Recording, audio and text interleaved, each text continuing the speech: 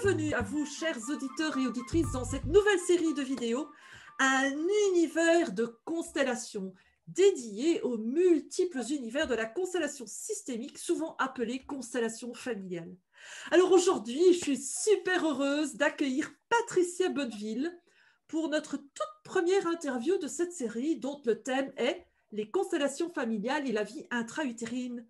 Bonjour Patricia. Bonjour, je suis ravie Oriane de faire ce premier entretien avec toi et de parler de ce thème qui est tellement important et qui nous concerne tous, puisqu'on est tous nés un jour. Eh oui. Mm.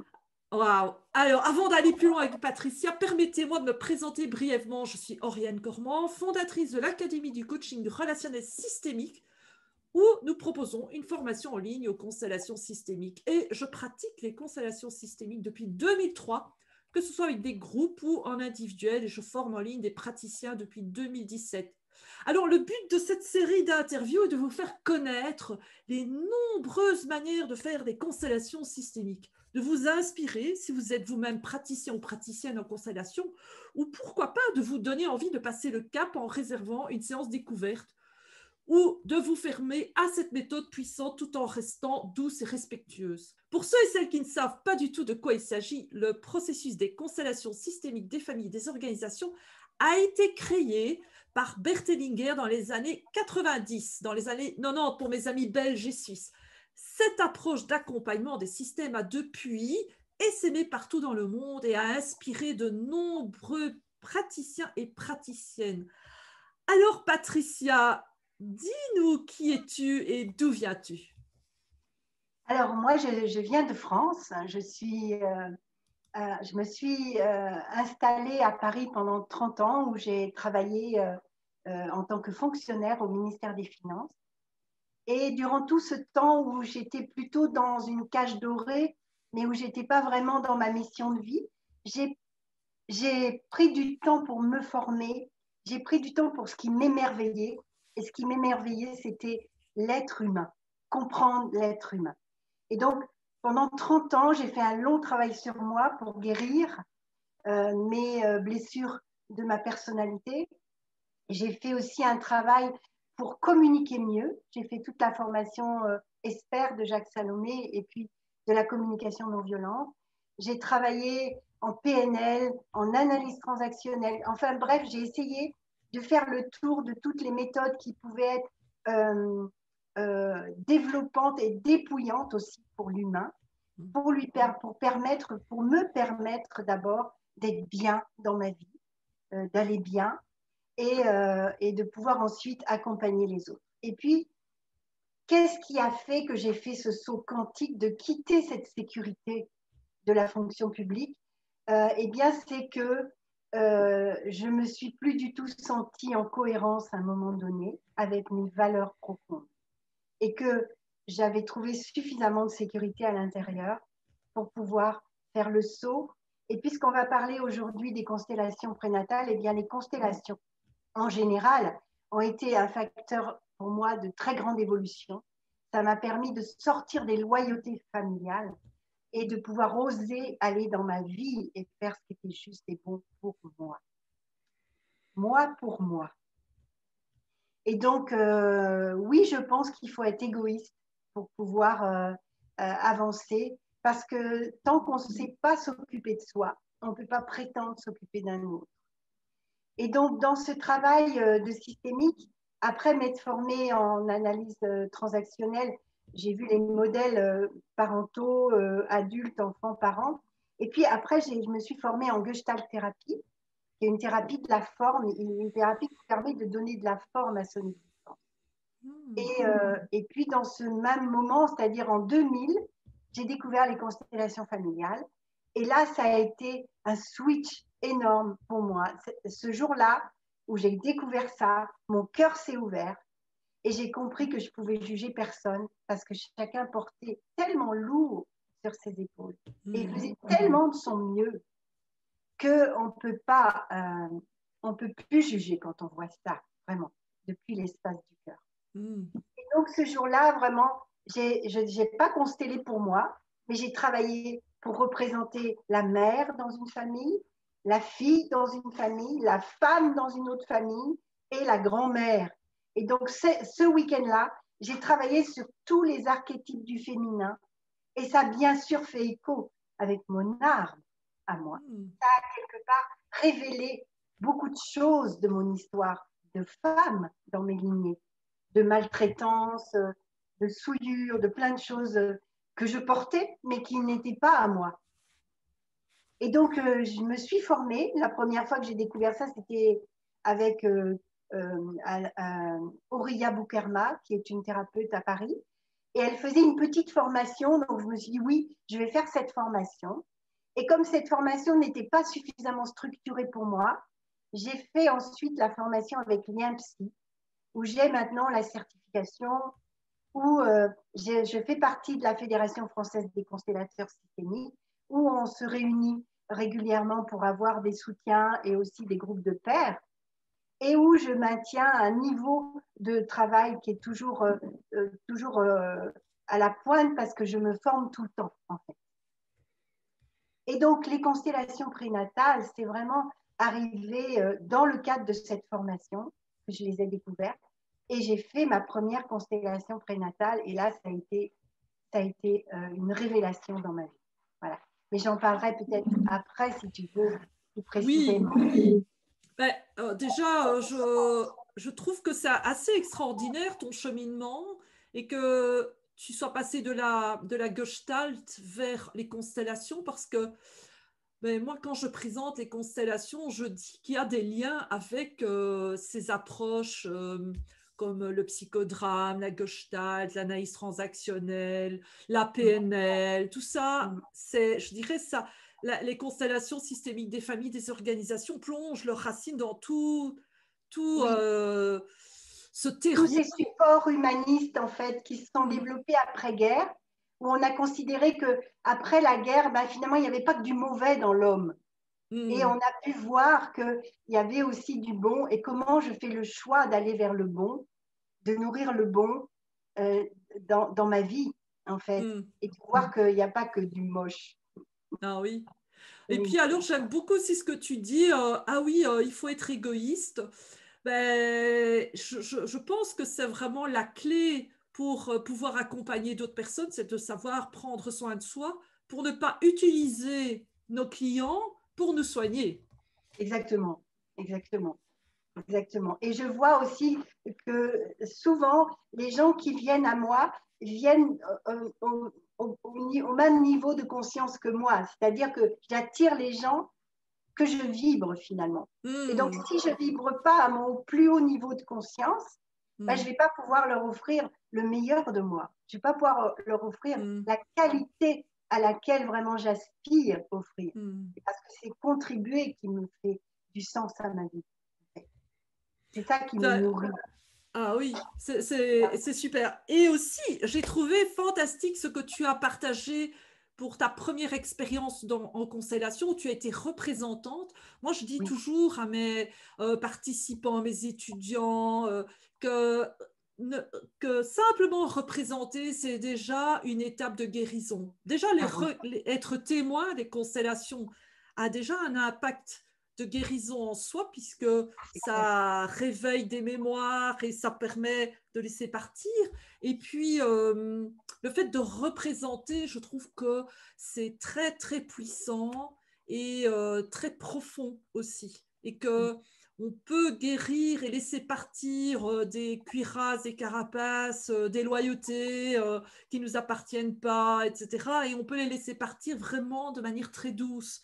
Et ça, franchement, je te suis reconnaissante de partager cette première expérience. Oui, pour moi, c'est parce qu'on voit, en fait, c'est mis en lumière dans le champ systémique. L'inconscient est mis en lumière. Et parce qu'on voit, parce qu'on met de la conscience dessus, on peut transformer. Et ça, c'est énorme. Parce qu'autrement, on ne le verrait pas puisque c'est inconscient et ça nous agit. Tout ce qu'on ne voit pas nous agit. Effectivement. Et alors aussi autre chose que tu as dit que j'ai vraiment été touchée, c'est que quand tu as découvert les constellations, tu as vu que finalement chacun faisait de son mieux dans sa vie. Et bon, ça t'a permis de moins juger ou de Oui, ne plus juger. Moi, je trouve ça vraiment très, très puissant parce que, bon, les constellations, comme tu sais, se basent aussi sur une approche philosophique de la vie qui est la phénoménologie, qui est observer sans juger. mm, Et moi, je trouve ça très, très puissant et j'ai vraiment beaucoup aimé ce que tu nous as bah, partagé, hein. Je trouve ça vraiment fort. Et oui.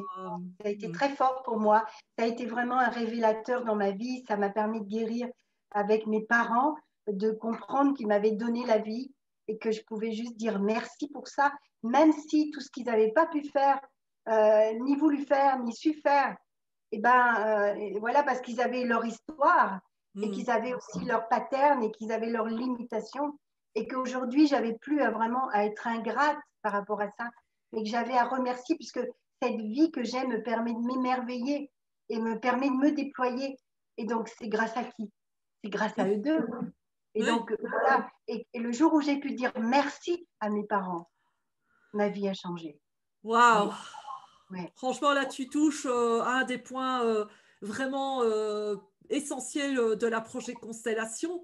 Mais c'est vrai qu'aujourd'hui, bah, l'intention de cette interview, c'est de faire découvrir une approche un peu différente Oui. qui est en relation avec la vie intra-utérine, la vie, Mm. le moment de la naissance. Et donc, tu parles d'empreinte périnatale, prénatale, natale.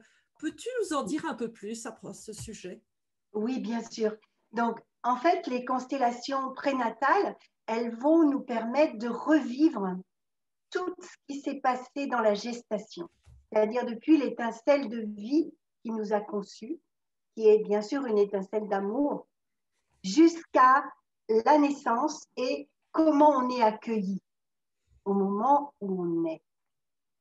Et donc, dans ce processus euh, intra-utérin, il se passe plus de choses qu'on ne pense. D'abord, au bout de 2 mois, l'enfant déjà entend. Et puis, très vite, il va pouvoir sentir les énergies.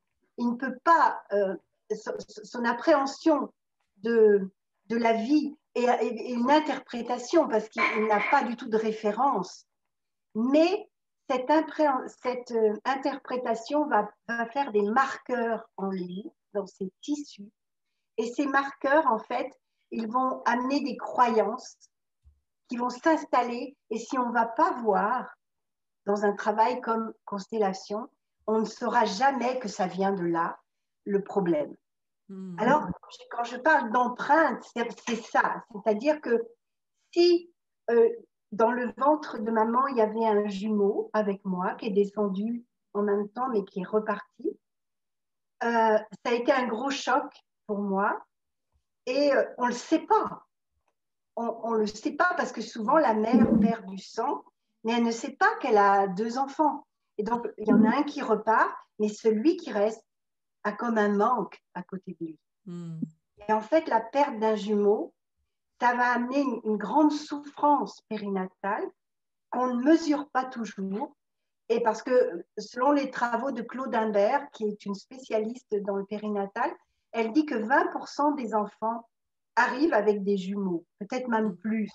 Oui. Mais déjà, si on a, par exemple, de la difficulté à s'incarner vraiment, si on a peur, si on a le sentiment qu'on n'est pas vraiment en vie, qu'on est attiré par la mort, eh ben, ça peut vouloir dire qu'il y a un jumeau mort. Mais il y a aussi autre chose comme empreinte de ce jumeau, c'est que dans notre vie, il se peut très bien on va pas avoir de vrai grand amour parce qu'on s'autorise pas le grand amour, parce qu'on a peur de souffrir, parce que cette perte de l'osmose avec le jumeau nous a fait trop souffrir. Donc ça, c'est une empreinte qui peut être vraiment déterminante dans notre vie. Et quand les gens viennent en constellation, eh bien, en prénatal, on va le voir s'il y a Hmm. eu un jumeau. Dans le déroulement du processus, on va le voir. Oui. C'est extraordinaire. Ça va se montrer. Tout se montre en fait. Parce que dans Hmm. ce champ, qui est un champ qui sait, tout est vu. Et ça, c'est extraordinaire. Une deuxième empreinte périnatale, ça peut être quand maman ne veut pas d'enfant. Ou papa, un des deux ne désire pas l'enfant.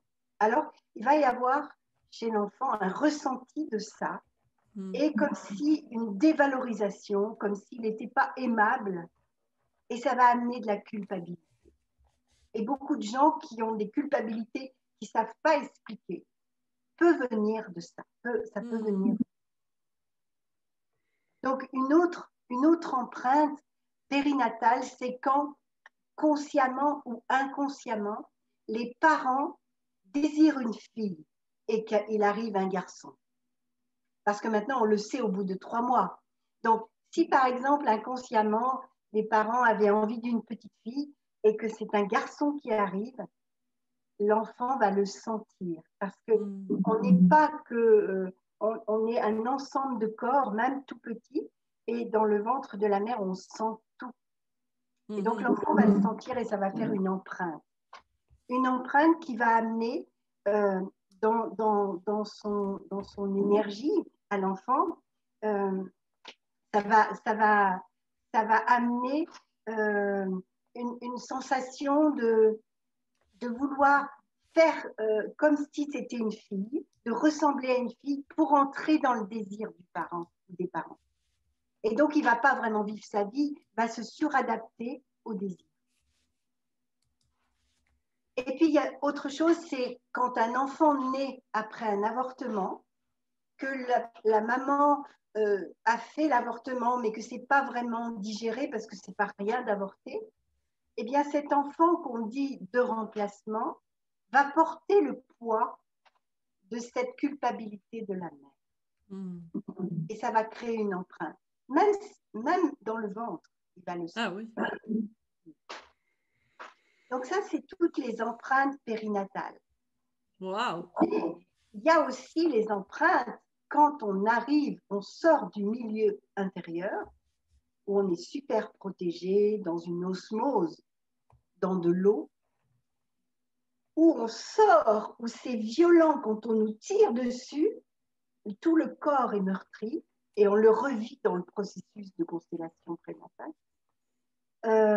Ou parfois c'est médicalisé, ou parfois ça se passe mal et il faut intervenir au niveau des médecins, couper, enfin bon. Donc il y a tout ça qui impacte bien sûr notre vie et ça va créer des sensations de premier contact qui ne sont pas bons et donc des attitudes schizoïdes, des attitudes où je me coupe parce que c'est pas bon. Et je vais pérenniser cette attitude. Et on a plus ou moins tous des moments où on est schizoïde. Quand le contact n'est pas bon, on coupe.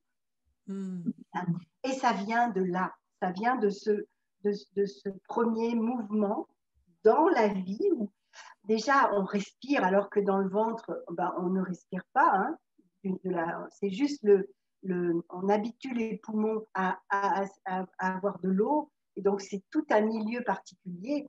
Et du jour au lendemain, d'un moment à un autre, on a les lumières, on a la respiration qui fait mal. Ça brûle, il paraît. Ça brûle dans les poumons. En plus, ils nous attrapent, ils nous tirent, ils nous mettent les doigts partout. Enfin, donc, en fait, c'est violent. On peut dire que c'est violent. Et donc, maintenant, il y a des techniques beaucoup plus douces. On peut accoucher dans l'eau. Il y a des prises de conscience aussi de cette façon de mettre au monde. Mais nous, à notre époque, à l'époque où on vient, c'était pas du tout comme ça. Et avant nous, beaucoup de femmes mouraient en couche. Oui. Il faut voir la chance qu'on a aujourd'hui de pratiquement plus mourir en couche grâce à la médicalisation. Mais cependant, la forme que ça a pris a été très violente et ça impacte bien sûr notre vie. Alors, comment ça se déroule, en fait? Eh bien, on va resituer le contexte familial de l'époque. C'est-à-dire que la personne va venir sur la chaise chaude et je vais lui poser des questions. Je vais lui dire, voilà, est-ce que tes parents étaient ensemble quand ils sont restés ensemble pendant la conception? Est-ce que pendant la grossesse, je veux dire. Est-ce que, comment c'était le contexte de tes parents, comment ils vivaient, est-ce qu'ils étaient à l'aise, est-ce qu'ils avaient de l'espace, est-ce qu'ils étaient confortables dans le bien-être, ou est-ce que c'était plus compliqué, tout ça. Donc, tout ce contexte familial, on va le resituer. Et ensuite, je vais demander à la personne si qu'elle choisit sa mère et son père, et s'il y avait d'autres personnes dans la maison, qu'elle choisisse les autres personnes. Et ensuite, par terre, je mets des matelas, je mets une ambiance très cocoon, je pose le cadre, bien sûr, un cadre sécure. On est peu nombreux dans ce travail parce que c'est un travail intime. Oui. Et donc, je limite le groupe à 6 pour qu'on travaille en sécurité. Et donc, la mère s'allonge sur le matelas et la personne va être dans le champ. Elle va venir se poser la tête sur le nombril de la mère. Et je vais dérouler le processus depuis l'étincelle et petit à petit, je vais demander à la mère et à l'enfant comment ils se sentent, d'étape en étape, de semaine en semaine. Et au bout du processus, il y a, d'abord, je vais demander si elle était née par les voies basses ou si elle était née avec des forceps ou si elle était née avec une césarienne, etc. Parce que tout ça impacte la vie aussi. Hein. Par exemple, quand un papillon, on coupe la chrysalide, il ne peut pas déployer ses ailes pour voler. Donc, quand un enfant est né par césarienne, eh bien, il n'a pas forcé, poussé pour sortir. Et donc, ça crée aussi une certaine dynamique intérieure qui va impacter sa vie. Donc, en fonction, on va mettre en situation à la fin de la gestation le moment de l'accouchement. Et là, l'enfant va dire ce qu'il ressent, s'il se sent prêt, s'il a envie de venir, s'il a envie d'être accueilli. Et la mère va se dire comment elle est. Et souvent, ce qui se montre dans ce moment-là, c'est une grande peur, quelque chose de viscéral pour la mère, qui ne sait pas trop comment ça va se passer. Et donc, il y a plein de choses qui se passent et qui renseignent la personne, bien sûr, qui vient travailler sur sa naissance. Et puis, l'accouchement se passe, donc c'est assez physique, hein, c'est-à-dire on va monter sur la personne et puis quelqu'un va tirer. Et quand c'est par les voies basses, hein, et ensuite, il y a l'accueil. Et l'accueil, ce n'est pas moi qui le dis comment ça se fait, c'est la relation qui va se créer avec la mère, le premier regard qui est tellement important, et comment ça va se gérer, ça, dans l'intime de la personne qui voit sa mère pour la première fois. Et tout ça est très enseignant, en fait. Et donc, c'est là pour dire que moi, quand j'ai fait ce travail, je vais vous dire un peu ce que ça m'a fait émerger. C'est que dans le ventre de ma mère, elle était toute petite, elle avait un tout petit bassin, ma mère. Et dans ce ventre-là, moi, j'étais un gros bébé, un beau bébé, et j'avais pas de place. J'étouffais. Et en fait, j'étouffais tellement que ça m'a demandé un effort, mais surhumain, de sortir de ce ventre.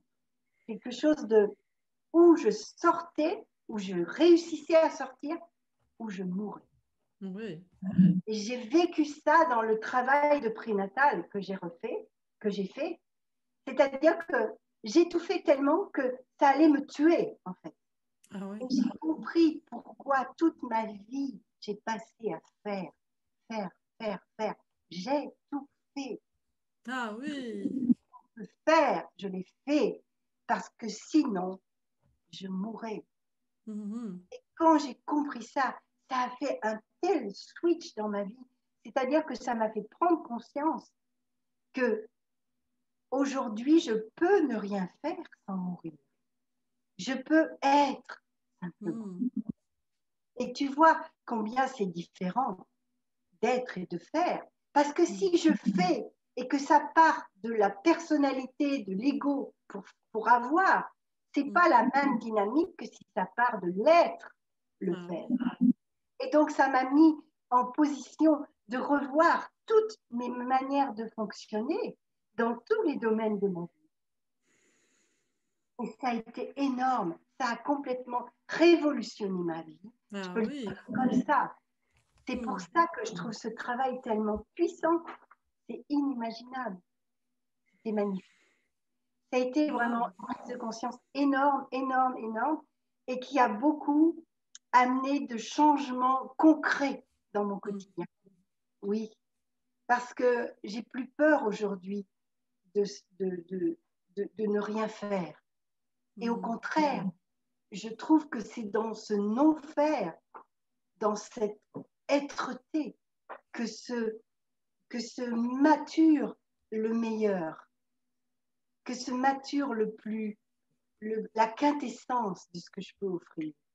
Donc Hmm. aujourd'hui, grâce à ce travail, je peux toucher à cette qualité d'être que je n'avais jamais appréhendée avant. Ouais, merci pour ce beau témoignage très inspirant, très touchant. D'ailleurs, ça me fait penser à quelque chose, c'est on peut faire avec des efforts ou faire sans effort. Je crois que quand on fait à partir de notre aide, il n'y a pas d'effort. Alors Non, que quand on le fait pour, à partir de notre ego, notre personnalité, à partir des je dois, il faut, etc., on est dans l'effort et tout demande énormément d'énergie, c'est épuisant, c'est fatigant. Et il y a vraiment, et c'est pas évident parce que c'est presque deux mondes comme le recto et le verso. C'est, on est dans exactement. une dimension ou dans l'autre et elles sont collées, elles sont. Oui, oui. Et c'est pas simple de faire ce switch. Et je crois que si j'avais pas vécu ça, Mm, vraiment dans l'effort de sortir, ce truc qui est au bout de, enfin vraiment, je suis allée au bout de mes forces pour pousser, pour sortir de ce ventre qui était mm, trop étroit. Si j'avais pas vécu, revécu ça, repassé par le corps, mm. j'aurais jamais compris qu'il y avait la possibilité dans cette vie de ne pas faire d'efforts. Ouais, en tout cas, c'est impressionnant. Et, mais j'ai quand même une ou deux petites questions. Quand tu parles de la séance que tu fais avec six personnes, et tu parles de la mère et de l'enfant, c'est ton client qui est l'enfant, Oui, et alors c'est sa mère qui vient faire la non, séance c'est, avec il elle? choisit une personne qui représente sa mère Ah, voilà, d'accord. et elle se couche sur le tapis. C'est lui qui l'a Hmm. choisi. Parce Ah que, oui, tu sais, quand on choisit les personnes dans les constellations, c'est forcément au niveau de l'énergie que ça ah se oui, vibre. oui. Donc, il va choisir sa mère et déjà, je vais voir des choses Hmm, dans le morphotype de la mère.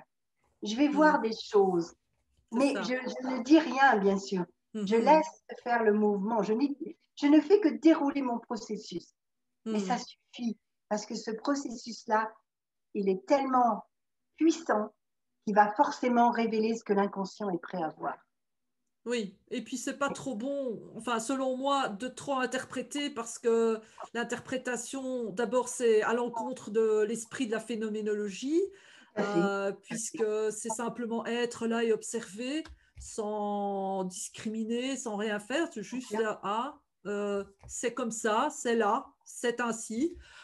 Et en même temps, ça ne veut pas dire qu'on doit être soumis à un destin qui ne nous convient pas. On peut vraiment retrouver du choix Le face au... choix, l'espace du choix. Oui. Voilà, c'est ça. Donc ça, c'est fascinant, hein, effectivement, cette approche des constellations. Et comme tu dis, hein, faire confiance au processus, puisque quelque part, si on suit ce processus, les choses se vivent et se Oui. manifestent d'elles-mêmes quand la Oui. personne est prête aussi. Donc, c'est pour ça que je dis toujours, c'est fort et doux à la fois. C'est très puissant, ça va très en profondeur, mais c'est en même temps très doux et respectueux parce que ça ne forcera pas la personne à aller là où elle n'est pas prête à aller. Non, parce qu'en fait, si tu veux, c'est son inconscient qui est mis en situation. Mhm, Donc c'est lui qui sait juste ce qu'elle est prête à voir. Et c'est elle mhm. qui vient travailler. Hein, tu vois? Donc moi, je lance les invitations, mais après, viens, c'est les âmes qui viennent Oui, parce qu'elles elles ont sont prêtes. rendez-vous. Oui, c'est les âmes qui ont rendez-vous et qui viennent Mhm, justement pour comprendre en fait ce qui s'est joué là. Et peut-être mhm. qu'il se joue de nous aujourd'hui dans notre vie. Et je vois beaucoup de gens qui se transforment avec ce travail. Euh, Par exemple, j'ai vu une fille la dernière fois qui n'arrivait pas à tomber enceinte et qui a compris pourquoi dans le processus et qui maintenant est maman, tu vois. Et donc, c'est c'est beau tout à ça. mon cœur de voir ces Ouais. grandes transformations, de voir combien les gens comprennent les choses, évoluent avec ça. Pour moi, c'est très, très puissant. Oui, Mais quelque part, ça va au-delà de la compréhension, c'est comme une intégration et exactement. une transformation aussi Oui, c'est une intérieure. libération mémorielle Hmm, parce qu'on ouais, revit, on repasse par. Et hmm, tout ce qui ne repasse pas par le vécu passe nulle part ailleurs, en fait. hmm, Et souvent, le mental chante le vécu. Et hmm, parce que des fois, on a peur de souffrir, de revivre des choses douloureuses. Donc, lui, il va se mettre en mouvement, il va essayer de biaiser tout ça. hmm. Mais en fait, quand on repasse par le corps ne ment pas. Ah oui. Le corps ne ment jamais. Donc, le corps sait et il va nous montrer, en fait, le chemin de la résilience, pour Hmm. moi. Oui. Waouh! En tout cas, c'est vraiment génial tout ce que tu nous partages. Et donc, Oui. voilà, pour toutes les personnes qui nous écoutent, est-ce que tu proposes un parcours? Est-ce que tu as quelque Ben, chose? ça se passe sur une journée. Ça se passe Mhm. sur une journée. J'ai déjà créé des formations aux constellations dans lesquelles j'inclus ce module. Mais, euh, mais voilà, les gens peuvent juste venir pour faire leur constellation. Je Mhm. fais ça à Paris et je fais ça aussi près d'Agen où j'ai mon cabinet, ma maison. Et je fais ça dans une grande pièce, tranquille, bien chaude, douce. Hmm. Génial. Il y a Ben besoin voilà. d'enveloppement dans ce travail. Oui, Il y a besoin d'être comme dans la matrice. Hein. c'est ça.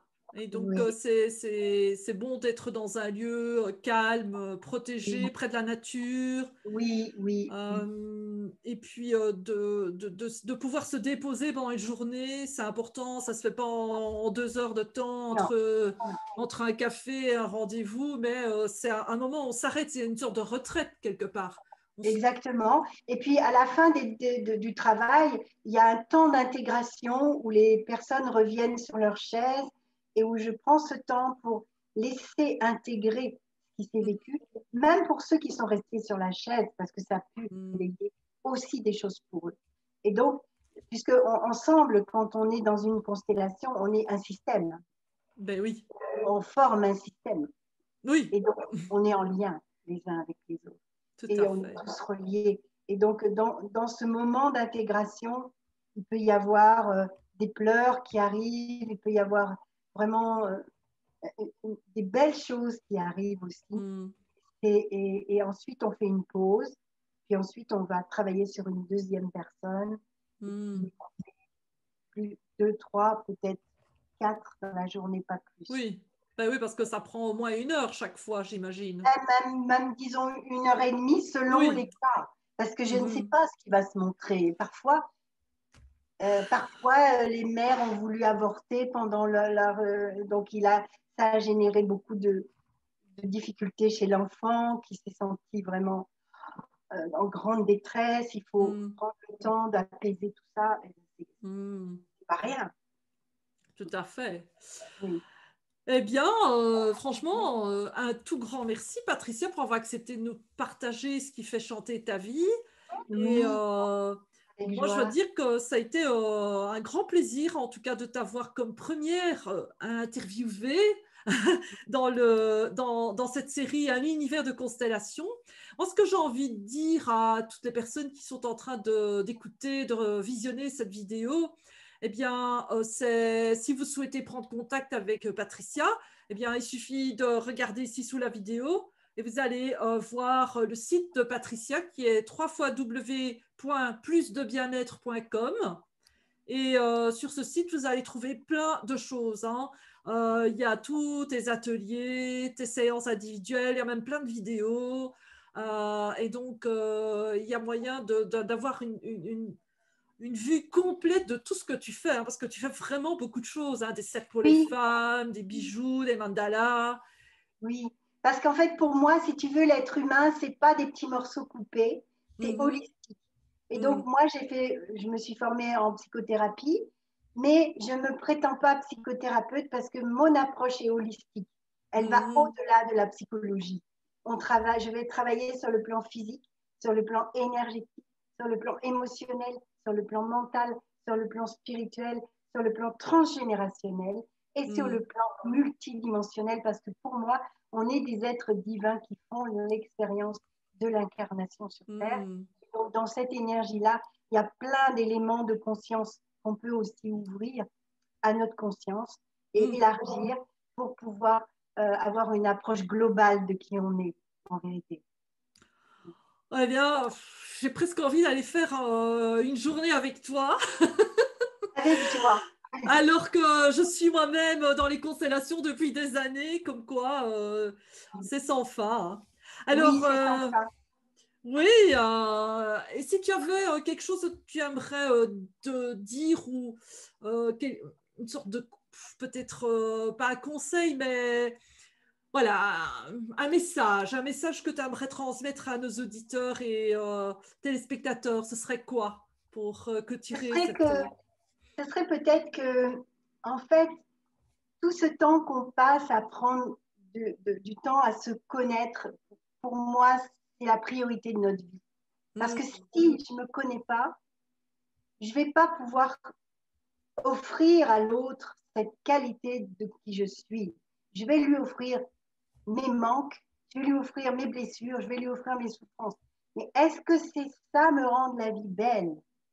Et tout ce travail de systémique, ça permet justement d'aller voir toutes les ornières, tous les angles morts de nos vies, tout ce qu'on ne voit pas. Oui. Et quand on le met en lumière, on peut vraiment le transformer et devenir une nouvelle personne, dévoiler la pépite que l'on est. Arrêter de marcher sur les pépins qui nous ont fait tomber, les ramasser, tous ces cailloux, et en faire une cathédrale, et je dis toujours ça, faire la cathédrale de sa vie. Parce que souvent, on entretient cette blessure parce qu'elle a tellement été violente qu'il fallait qu'on la voie. Mais en ce faisant, en fait, quand les autres voient la blessure, nous, on est tout le temps dans la blessure. Oui. On n'en sort pas. Et donc, quand on accepte d'arrêter de marcher sur les cailloux qui nous ont fait tomber, on peut les ramasser pour en faire la cathédrale de notre vie. Et c'est ça que je vous souhaite. Parce que c'est ça qui permet vraiment d'être qui on est et d'offrir le meilleur de soi. Waouh, comme c'est beau et franchement, Patricia, j'adore ton énergie et toute la douceur et la force qui se dégage de ta belle personne.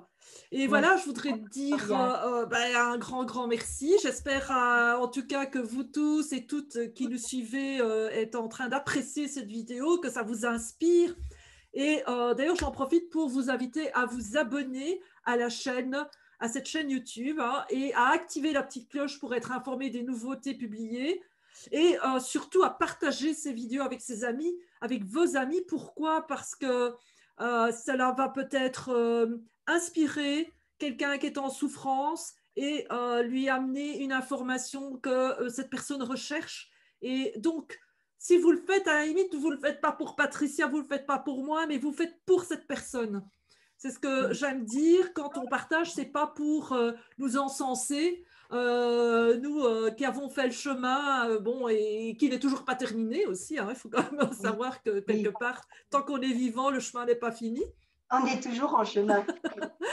Mais bon, il y en a d'autres qui aimeraient bien aussi pouvoir faire de leur vie une cathédrale et transformer toutes ces mémoires douloureuses en quelque chose de bon et finalement pouvoir vivre cette vie que nous méritons tous et que vous méritez, vous téléspectateurs, téléspectatrices.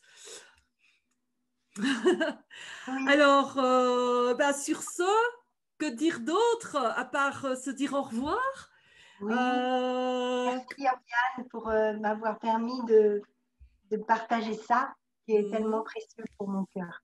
Merci à toi. Et nous vous disons au revoir et à bientôt. Et notre prochaine invitée sera Céline Brouat qui nous parlera d'astrologie et de constellation. Au revoir, à bientôt. Au revoir, à bientôt.